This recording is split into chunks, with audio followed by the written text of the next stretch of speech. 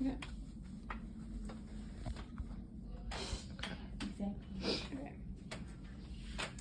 Having a child is one of the most hardest and difficult tasks of them all, but only some mothers and almost no fathers are offered paid time off.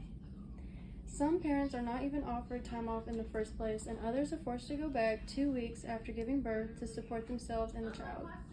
The majority of parents are not offered job protection in the first place.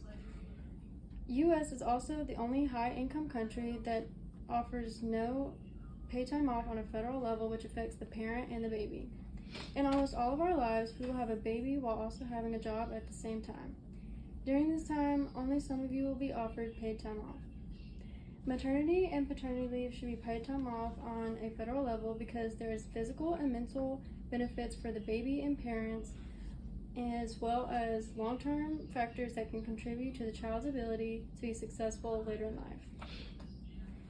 Maternity and paternity leave is extremely beneficial for the baby. Not only are there physical health risks, but there's also a bond between the parent and the child that is especially important to the child's social and emotional development.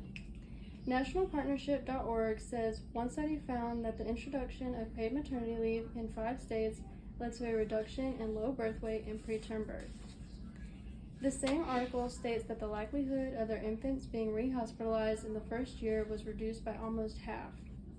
Similar studies have found that paid leave increases breastfeeding initiation and duration, which has numerous benefits for the baby's physical health. They also develop important social skills, learning how to communicate with the environment and people around them.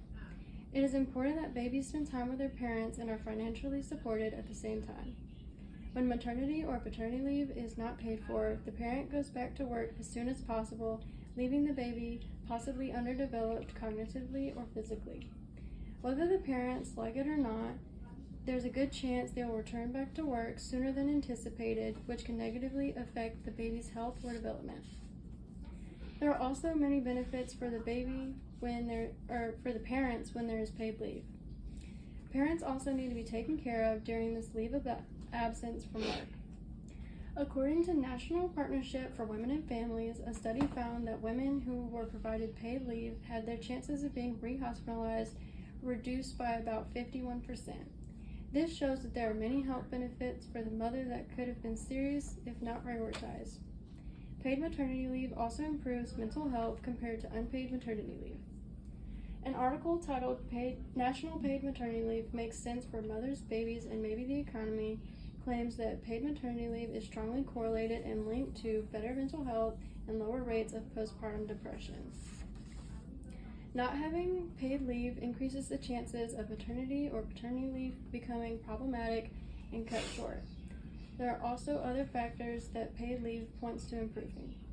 One of these would be the economy.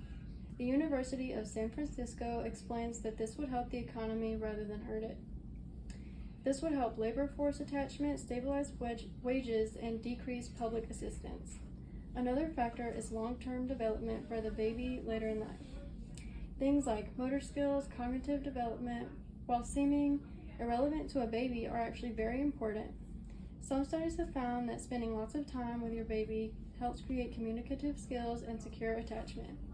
These things, if given enough attention, can improve problem solving and being able to maintain healthy and secure relationships later in life. Many good things can come from paid leave, which is why it's so important that it is provided, as well as job security. To conclude, paid maternity or paternity leave is not at all common, and oftentimes parents are forced to go back to work soon after having a baby. There's also no guaranteed job protection with each job. Studies show that there are many benefits to paid maternity or paternity leave that can contribute to everyone involved.